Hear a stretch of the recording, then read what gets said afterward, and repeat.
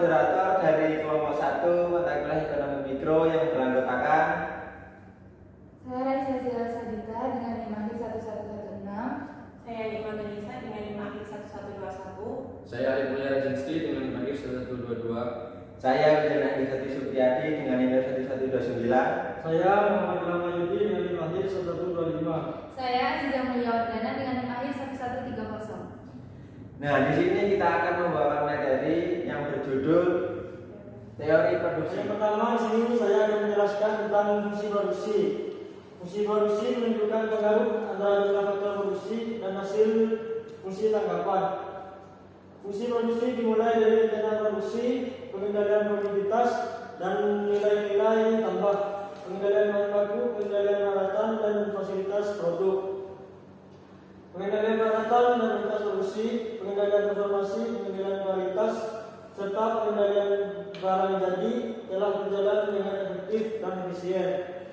Hasil di atas fungsi produksi dapat dijadikan acuan untuk memperbaiki pada fungsi produksi demi meningkatkan kualitas dan mutu produk. Selanjutnya ada total produk, marginal produk, dan average produk. Seperti di gambar samping, ini adalah rumusnya. Yang ketiga ada total produk. Produksi total yang dihasilkan dari satu proses produksi. Total produk dikembangkan dengan TP atau T, yang dimana T artinya kuanti atau kuantitas. Formulanya TP sama dengan APL kali L15. Yang selanjutnya ada marginal. Perubahan produksi yang diakibatkan oleh satu penggunaan faktor produksi variabel. Marginal produk of labor dapat diperoleh dengan menggunakan formula berikut, yaitu MPL delta TP atau delta L. Dan yang ketiga ada average produk. Biasanya rata-rata produksi yang dihasilkan oleh setiap penggunaan faktor produksi variabel.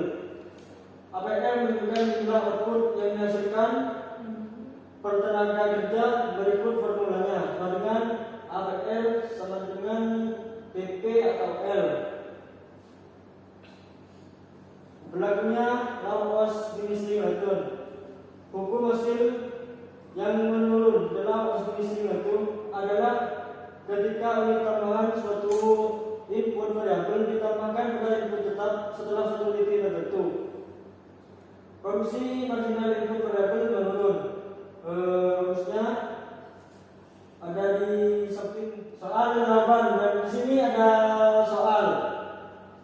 Suatu perusahaan dengan jumlah karyawan 5 mampu menghasilkan 10 tas, dan jika ditambahkan dengan 5 karyawan bisa menghasilkan 16 tas. Akan tetapi jika ditambah lagi 5 karyawan maka akan menghasilkan 18 tas. Di sini langsung dijawab seperti pada contoh soal di atas. Di sini ada 5 karyawan maka dapat menghasilkan 10 buah tas. Dan jika ditambah 5 karyawan lagi artinya jumlah karyawan menjadi 10 orang. Maka jumlah tas yang dihasilkan sebanyak 16 buah, dan jika terus ditambah 5 karyawan lagi artinya jumlah karyawan menjadi 15 orang menghasilkan tas sebanyak 18 buah. Di sini saya akan melanjutkan presentasi dari kelompok saya yang selanjutnya, yaitu fungsi produksi COP12. Fungsi produksi COP12 merupakan suatu fungsi atau persamaan yang melibatkan 2 atau lebih variabel, di mana variabel yang satu disebut variabel dependen atau Y yang dijelaskan, dan yang lain disebut dengan variabel independen atau X yang menjelaskan. Menurut Sukarti tahun 1990. Selanjutnya ada produksi COP12. Yang pertama ada bentuk fungsi produksi COP12 bersifat sederhana. Yang kedua mampu menggambarkan keadaan skala hasil. Yang ketiga ada koefisien fungsi produk COP12 secara langsung menggambarkan elastisitas produk. Yang keempat, koefisien intercept dari fungsi produk COP12 merupakan indeks efisien produksi yang secara langsung. Di sini ada soal dan jawabannya. Yang pertama itu contoh soal freebies diproduksi dengan mengikuti fungsi berikut, yaitu Q sama dengan 2K plus L, di mana Q sama dengan output dan K sama dengan input modal, L sama dengan input TK. Yang ditanyakan yang pertama yaitu jika K sama dengan 10, berapa banyak L yang diperlukan untuk menghasilkan 100 frisbee. Yang frisbees yang kedua yaitu jika K sama dengan 25, berapa banyak L yang diperlukan untuk menghasilkan 100 frisbees. Yang ketiga yaitu gambarkan grafik isokuan Q sama dengan 100. Berapakah RTS panjang isokuan ini? Jelaskan mengapa RTS-nya sama untuk setiap titik pada isokuan itu. Yang keempat yaitu gambarkan pula grafik isokuan Q sama dengan 50 dan Q sama dengan 200. Untuk jawaban ini menunjukkan kondisi increasing return to scale atau IRS karena kenaikan pada fungsi output alpha 3 lebih besar dibanding kenaikan pada fungsi input alpha. Untuk jawaban yang B, fungsi ini menunjukkan kondisi constant return to scale atau CRS karena kenaikan pada fungsi output alpha sama dengan kenaikan pada fungsi input alpha. Untuk jawaban yang C, yaitu fungsi ini menunjukkan kondisi constant return to scale atau CRS karena kenaikan pada fungsi output alpha sama dengan kenaikan pada fungsi input alpha. Untuk D, jawabannya itu fungsi ini menunjukkan kondisi increasing return to scale atau IRS karena kenaikan pada fungsi output alpha pangkat 1,75 lebih besar dibanding kenaikan pada fungsi input alpha.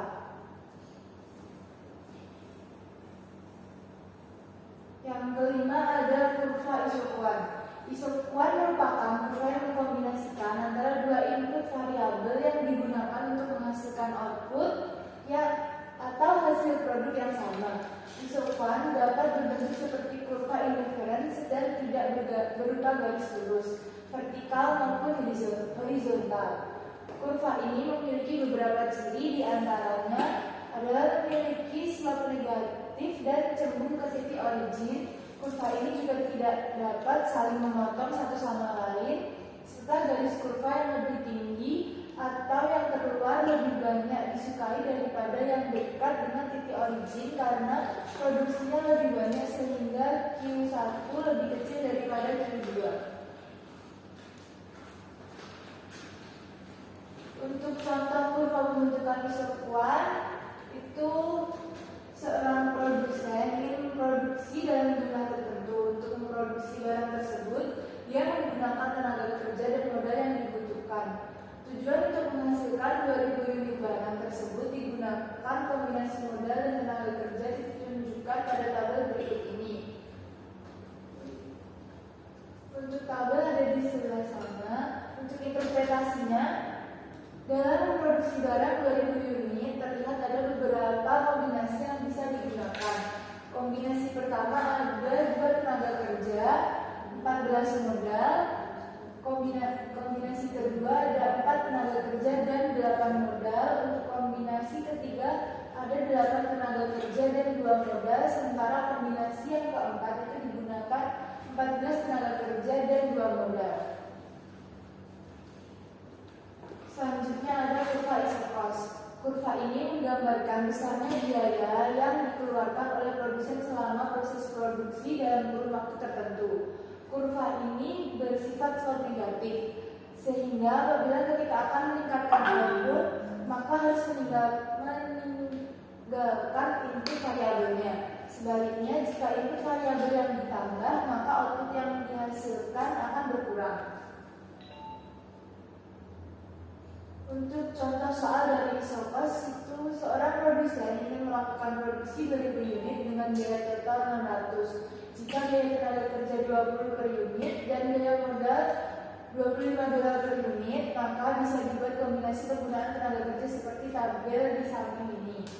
Untuk interpretasinya yaitu terlihat bahwa menggunakan kurva yang terbentuk berupa sini. Saya akan melanjutkan presentasi dari teman saya yang ketujuh, yaitu keseimbangan produsen. Keseimbangan produsen adalah suatu kondisi pada produksi di mana produsen memiliki batas maksimal dengan segala keterbatasan yang ada untuk menghasilkan suatu output.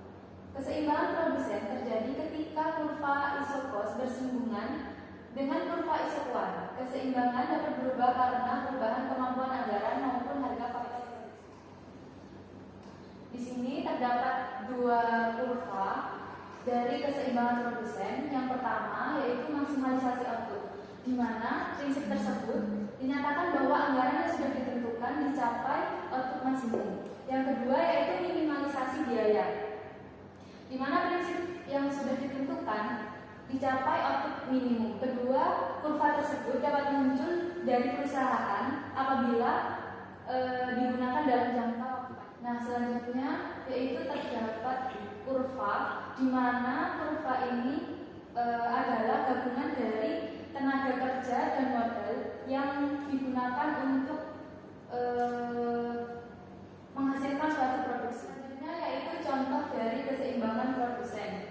Yang pertama, tabel kombinasi tenaga kerja dan modal fungsi isokuan. Upah tenaga kerja per orang atau per jam adalah Rp200.000 dan biaya mesin per jam adalah Rp300.000. Tentukan jumlah tenaga kerja L dan mesin K yang harus digunakan agar perusahaan beroperasi pada kondisi optimum atau pada kondisi less cost combination atau LLC. Yang kedua yaitu tabel hasil penghitungan biaya produksi kombinasi tenaga kerja dan modal fungsi isokos.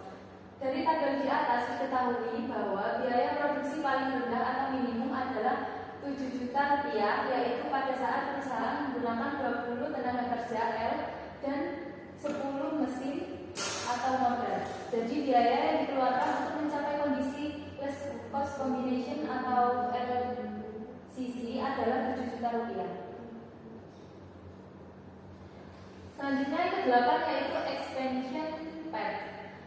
Expansion path adalah jalur yang menghubungkan kombinasi input yang optimal seiring dengan berkembangnya skala produksi. Expansion path sering direpresentasikan sebagai kurva dalam grafik dengan jumlah 2 input, biasanya modal fisik dan tenaga kerja diplot pada sumbu. Titik-titik pada jalur ekspansi terjadi di mana kurva isokos perusahaan masing-masing menunjukkan biaya input total tetap dan isokuannya. Masing-masing menunjukkan tingkat output tertentu. Bersinggungan setiap titik singgung menentukan permintaan faktor kondisional perusahaan. Mungkin sekian presentasi dari kelompok kami. Saya kembalikan ke. Baik, untuk pemaparan materi telah selesai. Untuk sesi selanjutnya yaitu sesi diskusi. Dimohon untuk para peserta untuk memberikan pertanyaan, sanggahan atau pendapat, dipersilakan. Izin bertanya moderator. Baik, dipersilakan untuk maju ke depan. Dimohon untuk perkenalkan diri terlebih dahulu. Baik, sebelumnya perkenalkan nama saya Wahyu Prasetyo dengan NIM akhir 1126. Saya bertanya tentang apa maksud dari periode jangka panjang adalah semua faktor produksi menjadi faktor produksi variabel. Terima kasih. Baik, terima kasih atas pertanyaannya. Dimohon untuk duduk. Untuk pertanyaannya kita tahu terlebih dahulu. Untuk kepada peserta atau audiens yang bertanya moderator, baik, dipersilakan maju ke depan. Sebelumnya perkenalkan diri terlebih dahulu. Ya, perkenalkan nama saya Nikolas Fitra Alfandra dengan NIM 211510601142. Izin bertanya. Baik, silakan. Baik, pertanyaan saya, mengapa mesin pabrik termasuk dalam faktor produksi tetap dan susah ditambah atau dikurangi dalam jangka pendek? Baik, terima kasih atas pertanyaannya. Dimohon untuk duduk terlebih dahulu. Baik, untuk pertanyaannya akan kita jawab. Untuk yang bertugas dipersilakan. Ya, di sini saya akan menjawab pertanyaan dari Mas Nikolas. tentang mengapa mesin pabrik termasuk dengan faktor produksi tetap dan susah ditambah ataupun dikurangi. Ya, dikarenakan walaupun ada tidaknya produksi pada suatu perusahaan, mesin tersebut tetap tersedia di perusahaan tersebut. Dan suatu interval produksi apabila menambah, mesin itu ditambah sesuai apabila produksi itu terus menambah. Dan apabila suatu perusahaan tidak memproduksi sama sekali, mesin tersebut juga tidak akan dikurangi. Seperti itu. Terima kasih. Saya akan menjawab pertanyaan dari Mas Wahyu Irgi tentang periode panjang. Maksud dari periode jangka panjang adalah ukuran waktu kronologis dalam sebuah perusahaan, misalnya dalam jangka waktu 5 sampai 25 tahun ke depan. Selanjutnya perusahaan akan berasumsi untuk meningkatkan produksi, seperti contoh tenaga kerja, sehingga faktor produksi disebut faktor produksi. Sebagai contoh, buruh harian lepas di pabrik rokok. Pabrik rokok jika ingin meningkatkan produksi, maka buruh rokok harian akan ditambah. Mungkin seperti itu. Pemaparan materi dari